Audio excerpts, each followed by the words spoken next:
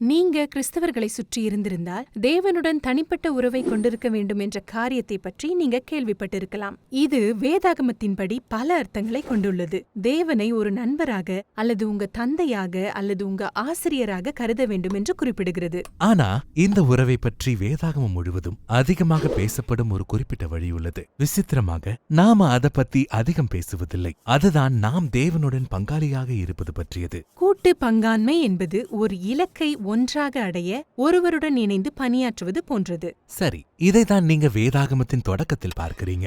தேவன் ஆற்றல்கள் நிறைந்த இந்த நல்ல உலகத்தை உருவாக்குகிறார். பின்னர் தேவன் இந்த தனித்துவமான உயிரினங்களாகிய மனிதர்களை அந்த அனைத்து திறன்களிலிருந்தும் மேலும் மேலும் நன்மையை கொண்டு வருவதில் தனது பங்காளிகளாக இருக்கும்படி நியமிக்கிறார். ஆனா மனிதர்கள் தேவனுடன் இணைய விரும்பவில்லை. அவங்க அவரை எதிர்த்து தங்கள் சொந்த விதிமுறைகளில் ஒரு உலகத்தை உருவாக்க முயற்சி செய்யறாங்க. எனவே இந்த உடைந்த கூட்டாண்மைதான் நாம் ஏன் ஊழல், அநீதி மற்றும் மரணத்தின் சோகம் நிறைந்த உலகில் சிக்கி தவிக்கிறோம் என்பதற்கான வேதாகமத்தின் விளக்கமாகும். இந்த உறவில் ஜாமீன் பெற்ற மனிதர்கள் 1 அல்லது 2 பேர் இருப்பார்கள் என்று இல்லை. வேதாகமம் முழுவதும் எல்லோரும் தேவனுடனான கூட்டுறவை கைவிட்டுள்ளனர். ஆகவே தேவன் பல மக்களிடமிருந்து ஒரு சிறிய கூட்டத்தை தேர்ந்தெடுத்து அவர்களுடன் ஒரு உடன்படிக்கை என்று அழைக்கப்படும் ஒரு புதிய கூட்டாண்மை உருவாக்குகிறார். ஒரு உடன்படிக்கையில் தேவன் வாக்குறுதிகளை அளிக்கிறார். அதற்கு மாறாக சில கடமைகளை நிறைவேற்றும்படி அவரது பங்காளிகளிடம் கேட்கிறார். இவை அனைத்தின் நோக்கமெல்லாம் இந்த உடன்படிக்கையின் உறவை பயன்படுத்தி எப்படியாவது மற்ற அனைவரோடும் இருக்கும் தனது கூட்டாண்மையை புதுப்பிக்க வேண்டும் என்பதே. இப்போ பழைய ஏற்பாட்டில் உண்மையில் 4 முறை தேவன் இந்த உடன்படிக்கை உறவை நோவா, ஆபிரகாம், இஸ்ரவேல் தேசம் மற்றும் தாவீது ராஜாவுடன் தொடங்க முயற்சிக்கிறாரு. இவர்களின் மூலம் தேவன் ஒரு உடன்படிக்கை குடும்பத்தை உருவாக்குகிறார். அதில் எல்லா மனிதர்களும் இறுதியில் அழைக்கப்பட போறாங்க. எனவே இவை எவ்வாறு செயல்படுகின்றன என்பதை பார்ப்போம். முதலாவது நோவாவுடன்.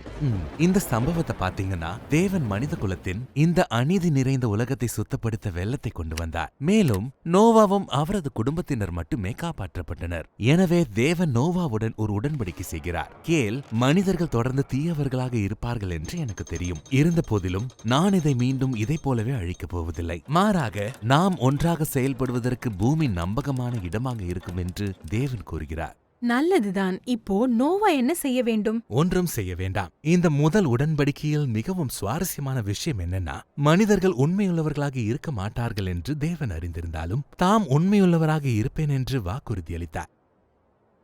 அடுத்த முறை தேவன் ஆபிரகாம் என்ற மனிதனுடன் உடன்படிக்கை செய்வதை பார்க்கிறோம். தேவன் அவரை தேர்ந்தெடுக்கிறார். அவரை ஆசீர்வதிப்பதாக வாக்களிக்கிறார். அவருக்கு ஒரு பெரிய குடும்பத்தையும் அவர்கள் செழித்து வாழும்படி ஏராளமான நிலங்களையும் கொடுக்கிறாரு. பதிலுக்கு தேவன் ஆபிரகாமை அவரை நம்பும்படியாகவும் சரியான மற்றும் நியாயமானதை செய்ய அவருடைய குடும்பத்தை பயிற்றுவிக்கும்படியாகவும் கேட்கிறார். இந்த உடன்படிக்கைக்கான முழு காரணம் என்னன்னா, தேவன் எப்படியாவது இந்த ஒரு குடும்பத்தின் மூலம் உலகின் அனைத்து குடும்பத்திற்கும் தனது ஆசீர்வாதத்தை கொண்டு வரப்போவதாக கூறுகிறார். எனவே இது ஆபிரகாமின் காரியம். ஆபிரகாமின் குடும்பம் இஸ்ரவேல் கோத்திரமாக வளரும்போது அடுத்த முறை தேவன் உடன்படிக்கை செய்வதை பார்க்கிறோம். இந்த உடன்படிக்கை முழு கோத்திரத்துடனும் செயல்பட்டது.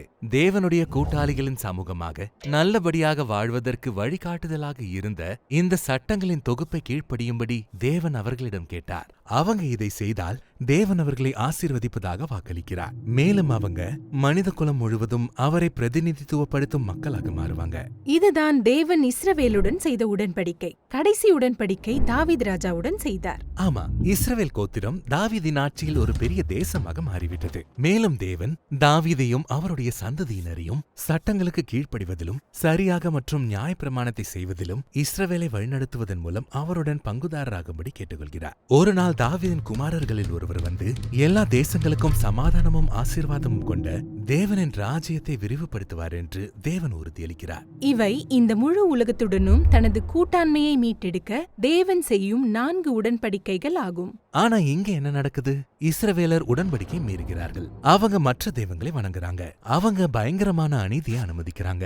அதனால அவங்க தங்கள் நிலத்தை இழந்து சிறைப்பிடிக்கப்படுறாங்க. எனவே அது நம்பிக்கையற்றதாக தெரிகிறது. ஆனா இஸ்ரவேலின் இப்படிப்பட்டதான தோல்விக்கு மத்தியிலும் இந்த நேரத்துல இஸ்ரவேலின் தீர்க்கதரிசிகள் எந்த விதத்திலாவது இந்த உடன்படிக்கைகளை தேவன் மீட்டெடுக்க போகும் அந்த நாளை பற்றி பேசுறாங்க.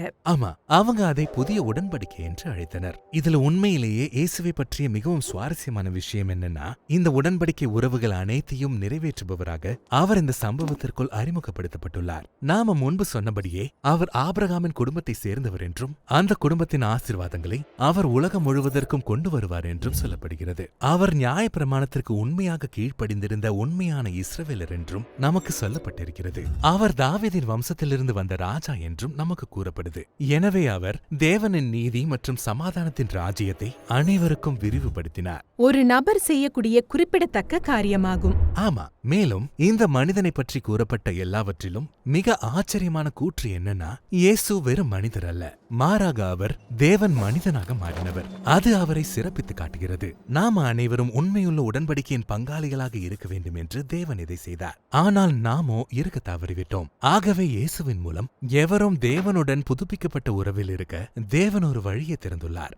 எனவே தம்மை பின்பற்றி இந்த புதிய உடன்படிக்கை குடும்பத்தின் அங்கமாக மாறும்படி இயேசு மக்களை அழைக்கிறார். அவர்கள் இதில் தோல்வியடைந்தாலும் அவர்களை மேலும் மேலும் உண்மையுள்ள பங்காளிகளாக மாற்றுவதற்கு இயேசு உறுதியாக உள்ளார். வேதாகம சரித்திரம் நன்மையும் சமாதானமும் நிறைந்த முழுமையாக புதுப்பிக்கப்பட்ட உலகத்தின் காட்சியுடன் முடிவடைகிறது. இந்த புதுப்பிக்கப்பட்ட மனிதகுலம் தேவனின் படைப்பின் நன்மையை விரிவுபடுத்துவதற்காக அவரின் பங்காளர்களாக மாறுகிறார்கள். எனவே வேதாகமத்தின் முடிவு உண்மையில் ஒரு புதிய தொடக்கமாகும்.